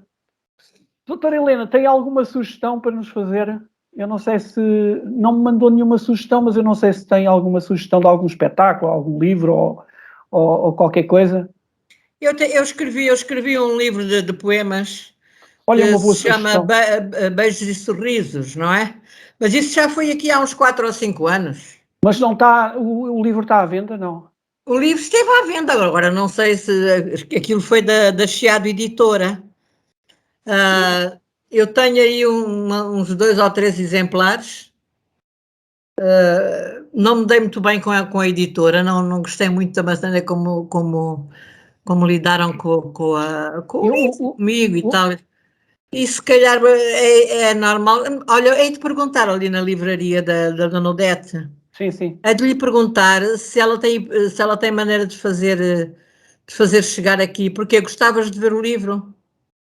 Sim, era uma sugestão até bastante interessante, até para este Natal, se alguém tiver que quisesse adquirir o livro. Eu tinha algum gosto em ter o livro. Eu tenho material até para não escrever outro. Não é algum gosto, tinha gosto. Não é algum eu tenho material para fazer outro livro, sabes? Porque eu tenho constantemente pedidos de pessoas de Lisboa, de artistas, de fadistas, de atores, para eu escrever rábulas para revistas, para escrever letras para fados, para eu escrever letras de... Eu gosto disso e tenho facilidade, faço no instante. Do outro dia uma fadista de Lisboa me pediu um determinado fado, com uma determinada intenção, e eu disse, está bem, eu faço e tal, ela até ainda é minha parente, e eu disse, está bem, eu vou fazer isso e tal. E ela, 10 minutos depois, tinha o fado na mão. Vai cantá-lo agora. Olha, Bruno, tenho facilidade, faço rápido. Diga. Faço rápido qualquer. No outro dia também se casou uma moça, pediram para eu fazer uma letra para a Ave Maria de Schubert, para se cantar na igreja. Foi logo, sei logo. Tenho essa facilidade que herdei do meu pai escrevia muito bem. O que é que ele disse? Não estava a dizer uns contanto, outros contam um pouco, não é? Isto devia estar mal dividido pelas aldeias, não é? Devia ter um bocadinho mais jeitinho aqui para mim, para o meu lado. Olha, a minha Bruno, sugestão... qual é a tua sugestão? Olha, a minha sugestão tem que ir para a Comeira, portanto, ou seja, a Comeira é grande, é uma daquelas capelinhas que a doutora Helena falou, que nomeadamente tem um teatro residente, mas tem outras atividades, e agora vai ter no dia 28 de novembro uma homenagem ao Pedro Barroso, ao cantor, e vai ter cá Já li algures, sim. Vai ter cá dois convidados, um deles é o filho, também cantor, o Nuno Barroso, que cantava numa banda que as pessoas provavelmente conhecem, que era o Alemar, e o António Manuel Ribeiro, portanto, que é o conhecido líder do HF, portanto, e todos nós conhecemos, portanto, e vão cá estar, eu não sei se vão ter participação, se vão cantar, não sei, mas vão estar cá, portanto, a falar, pelo menos, sobre o trabalho, sobre o percurso do Pedro Barroso, portanto, a fazer uma homenagem, portanto, certamente que é um evento porreiro, portanto, é um domingo, portanto, dia 28 de novembro, às 16 horas, aqui na Comeira. É a minha sugestão. Olha, a minha sugestão... Eu puder lá estarei, se vocês quiserem. Olha, a minha sugestão, eu vou arriscar. Eu não sei se para mim isto fazia todo o sentido, mas fica aqui no ar porque eu sei que há pessoas que nos veem e que já tivemos o Cesário Ribeiro, o Cesário... Sim. Professor Cesário. Silva, sim. Silva. Estava a falar no outro que também é amigo, também do teatro. A sugestão que eu queria dar, porque para mim fazia todo o sentido, era que, eu não sei se o auditório da Calazans Duarte já tem algum nome, mas para mim fazia todo o sentido, por tudo isto que temos estado a falar, que o auditório da Calazans tivesse o nome da doutora Helena Rocha. Ai, credo. Não é... Filipe, não. Não, é a minha sugestão e mas temos que formalizar esse pedido, eu disse que ia arriscar. Eu estou a dar uma sugestão que é do fundo do coração e, portanto, não tenho problema nenhum em dá-la. O auditório da Calazans, eu nunca pisei aquele palco. Não é do meu tempo. Exatamente, mas não tem a ver com a escola, não tem a ver com o auditório propriamente dito. Isto é uma ideia, mas vale o que vale, pode ser uma ideia parva, mas pronto. Não, mas olha, esse auditório tem mais condições do que tem a Casa da Cultura. Palavra de honra que tem. Não sei se vocês sabem que aquele auditório da Calazans... Da Calazans, sim. Tem uma espécie de um anfiteatro, digamos assim, não é? Tem aquelas cadeiras todas em anfiteatro, mas se for necessário... Eletronicamente, elas baixam todas e fica uma sala direita. Olha. Tem coisas que não... Tem um palco rotativo, que é coisa que ninguém tem. Aqui na Marinha Grande ninguém tem um palco rotativo. É verdade. Tem coisas que mandaram na altura do Sócrates, pois. Mandaram para as escolas coisas que as escolas não sabem para que é que servem. As escolas têm coisas, aparelhos, encaixotados que ainda não se tiraram do caixote e não sabem para que é que serve. Coisas caríssimas. Mas isso que estás a dizer é um grande elogio para mim, mas não estou de acordo, não. Pronto, mas isso eu também não preciso que estejas de acordo. Agora haviam de pôr, em vez de Casa da Cultura, haviam de pôr Casa da Cultura Norberto Barroca. Isso sim. Mas pronto. Fica mais uma sugestão. E esta com outro peso institucional, claro. Porque a mim ninguém me liga nenhuma. Doutora Helena, olha, isto o tempo passou rapidíssimo. Foi fantástico falar consigo. Foram boas memórias que nos trouxe. Eu é que gostei muito. E nós, como sabes, chamamos-nos plágio porque plagiamos toda a gente. E, portanto, acabamos isto, inevitavelmente, com a pergunta do Daniel Oliveira, aquele que faz chorar, não é? E perguntamos, doutora Helena, o que é que dizem os seus olhos? Olha, por essa não estava eu à espera. Os meus olhos só dizem uma palavra e chega. Obrigada. Nós é que agradecemos. Obrigado, nós é que agradecemos. Foi mais um plágio fantástico. Não tenho palavras. Na próxima semana, agradecer mais uma vez à doutora Helena Rocha e à Rita. Na próxima semana cá estaremos com mais um convidado fantástico, certamente, e com o Bruno Lemos aos comandos, como eu costumo dizer, não é? Despeço-me, até para a semana. Meus parabéns também a vocês, hein? Isso é formidável o que estão a fazer. Nós agradecemos do fundo do coração. É um orgulho para quem deu aulas e para quem vos viu assim pequeninos. É um orgulho. Muito obrigado. Uma boa semana para todos.